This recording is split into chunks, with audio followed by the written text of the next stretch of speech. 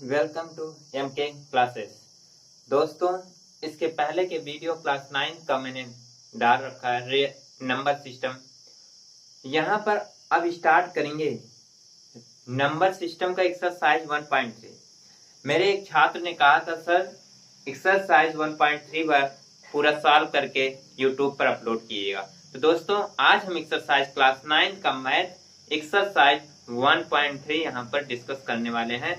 दोस्तों, आप सभी लोगों को बताना चाहूंगा कि आप लोगों ने इतना प्यार दिया, इतना सम्मान दिया आप लोगों का, मैं आप लोगों के लिए बहुत बहुत आभारी हूँ। इसी तरीके से दोस्तों आप सपोर्ट करते रहिए, हम एक अच्छे से अच्छे वीडियो आप सभी लोगों के बीच में लेकर आते रहेंगे। दोस्तों क्या कह रहा है कि बताना है आपको जो डेसिमल एक्सपेंशन है वो टर्मिनेटिंग है कि नॉन टर्मिनेटिंग है, कि नॉन टर्मिनेटिंग रिकरिंग है, कि नॉन टर्मिनेटिंग नॉन रिकरिंग है। पहले डेसिमल एक्सपेंशन के बारे में थोड़ा सा जान लीजिए। डेसिमल एक्सपेंशन इसके बारे में थोड़ा सा जानते हैं, क्योंकि ये चीजें जान लेंगे तो आपके लिए बहुत आसानी होगी। जैसे मैंने कहा डेसिमल एक्सपेंशन होता क्या है दोस्तों। अब डेसिमल एक्सपेंशन को दो पार्ट में डिवाइड कर दिया, किसमें? टर्मिनेटिंग और नॉन टर्मिनेटिंग। किसमें किया गया है? टर्मिनेटिंग, और दूसरा टर्मिनेटिंग हो गया, और नॉन टर्मिनेटिंग। नॉन टर्मिनेटिंग दोस्तों आप लोग ध्यान रखिएगा, बहुत ही इजी तरीके से आप लोग फाइंड आउट कर सकते हैं कि टर्मिनेटिंग है कि नॉन टर्मिनेटिंग। के लिए देखिए दो तीन चीजें हमेशा याद रखिएगा। नॉन टर्मिनेटिंग में दो प्रकार के होते हैं, ये भी जान लीजिए। एक होता है इसमें non terminating recurring, non terminating recurring, और दूसरा क्या होता है? Non terminating non recurring. Non terminating non recurring short form मैंने लिख दिया। अब आप आइए समझते हैं।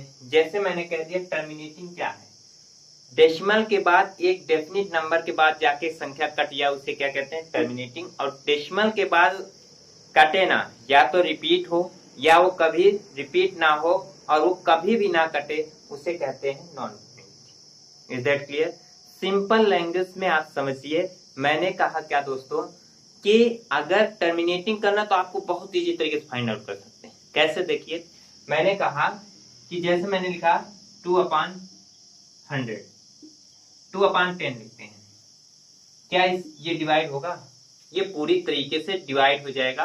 तो कितना आ जाएगा? 0.2 दिया गया। केवल आप डिनोमिनेटर देख के बता देंगे कि टर्मिनेटिंग है कि नॉन टर्मिनेटिंग। देखिए कैसे, मैंने कहा अगर ये 3/2 लिखा है तो क्या कहोगे आप? ये पूरी तरीके से टर्मिनेटिंग है। कैसे? 1.5 आ जाएगा। अगर हमने कहा 3/5 है, क्या ये भी टर्मिनेटिंग है? हाँ, डेसिमल के बाद एक डेफिनिट नंबर तक कट जाए उसे कहते हैं क्या? टर्मिनेटिंग। तो ये भी कटेगा। देखिए 5 6 30, 0.6। अब एक नंबर और लिखता हूं, जैसे मैंने कह दिया 3 2 × 5, तो ये भी कटेगा। जी हाँ, कैसे? 3/10 हो जाएगा, ये आ जाएगा 0.3। अब क्या लग रहा है?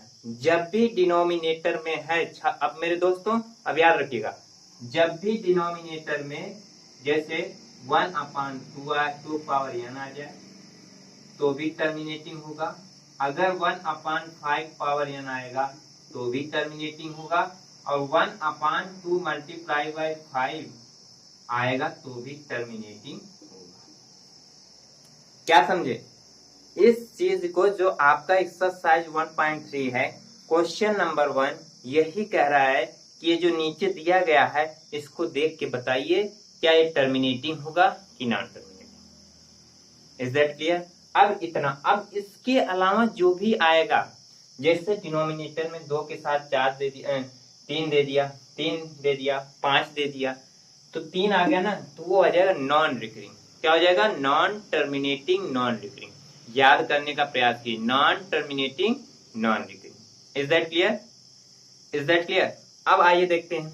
अब आप लोग चलिए क्वेश्चन करते हैं, इसको आप समझ लीजिएगा। मैंने क्या 36/100।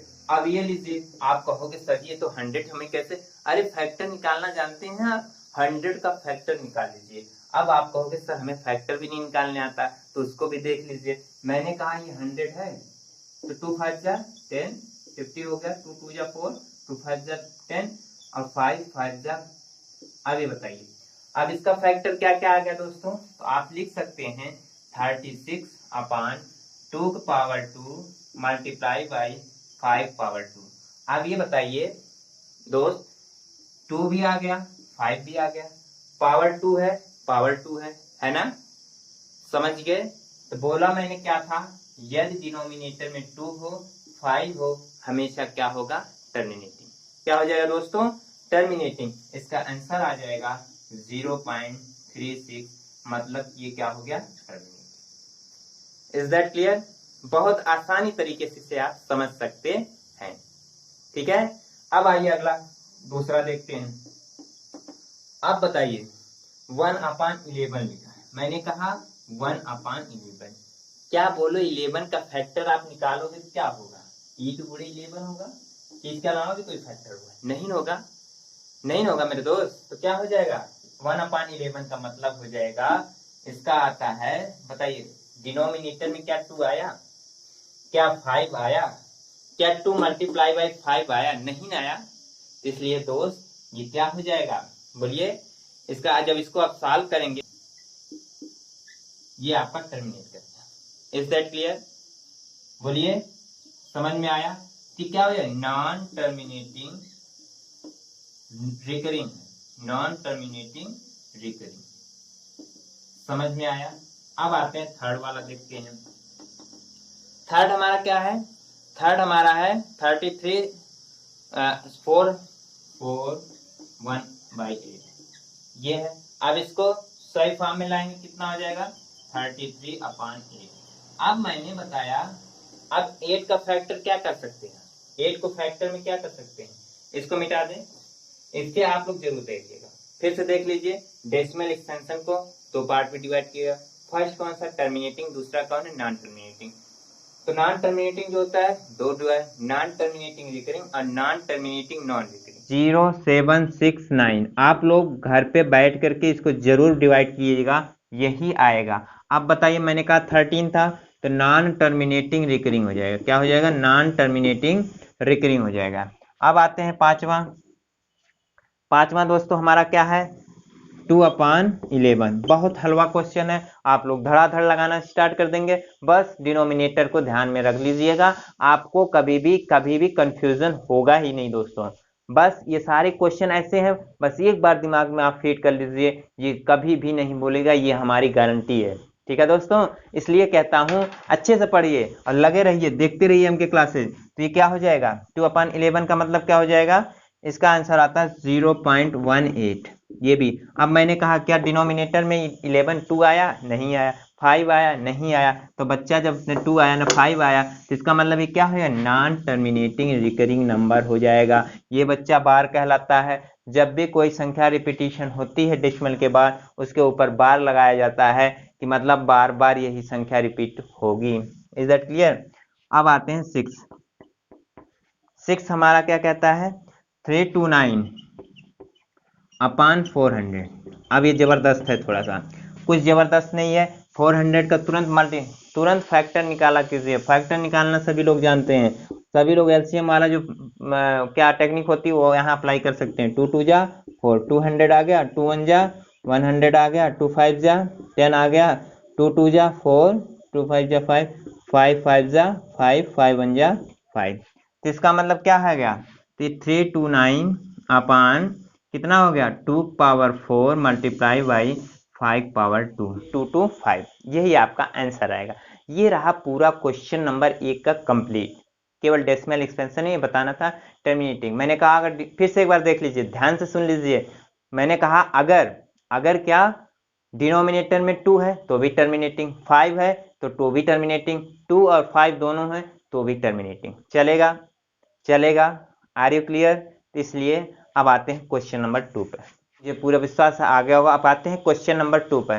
क्वेश्चन नंबर 2 क्या कह रहा है, इसकी वैल्यू दे रखी है, अब इसमें पुट करके ये बताना है आपको, क्या ये मतलब कैन यू प्रेडिक्ट दैट, इसका मतलब समझिएगा, बिना लॉन्ग डिवीजन किए इस मेथड से बताइए इसको आप आसानी से कैसे सॉल्व कर सकते हैं। देखिए अब इसको हम 2/7 को क्या लिख सकते हैं, 1/7 लिख सकते हैं, और 3 को क्या लिख सकते हैं, 3/7 को क्या लिख सकते हैं, 3 मल्टीप्लाई बाई 1/7 लिख सकते हैं, जी हाँ लिख सकते हैं। 4 को हम क्या लिख 4/7 को क्या लिख सकते हैं, 4 1/7 लिख सकते हैं, जी हाँ। 5 को क्या 5 मल्टीप्लाई बाई 1/7 लिख सकते हैं, जी हाँ लिख सकते हैं। 6 मल्टीप्लाई बाई 1/7 लिख सकते हैं। समझ गए। अगर आप ये सब लिख सकते हैं तो 2 मल्टीप्लाई बाई 0.14, 1/7 की वैल्यू दे रखा है 2857, ये दे रखा है। फिर उसके बाद इसी तरह 3 मल्टीप्लाई बाई 0.142857, इसकी भी दे रखा है। 4 मल्टीप्लाई बाई 0.142857 दे रखा है। फिर उसके बाद 5 मल्टीप्लाई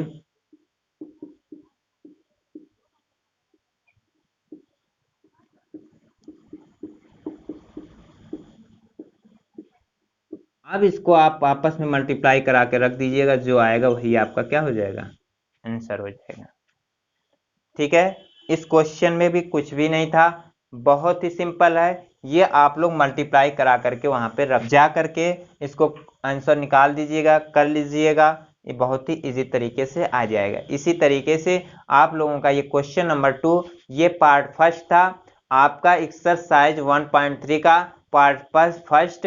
क्वेश्चन नंबर 1 और क्वेश्चन नंबर 2 को हमने यहाँ पे डिस्कस किया। अब इसके अगले वाले वीडियो में 3 और 4 लेकर के आएंगे। दोस्तों हम लोग यहाँ पर थोड़ा पढ़ेंगे, अच्छा पढ़ेंगे, ये नहीं कि जल्दी जल्दी भागने का प्रयास करेंगे। ये तो है नहीं कि यहाँ पे आप लोगों को क्लास कंप्लीट मतलब क्लास का जो सिलेबस है कंप्लीट कराना, ऐसा तो है नहीं ना। तो अगर पढ़ना है तो अच्छे से पढ़ेंगे, पढ़ते हुए आगे चलेंगे। ठीक है, ये हमारा वीडियो आप लोगों को कैसा लगा, आप लोग इस वीडियो को शेयर जरूर कीजिए, सब्सक्राइब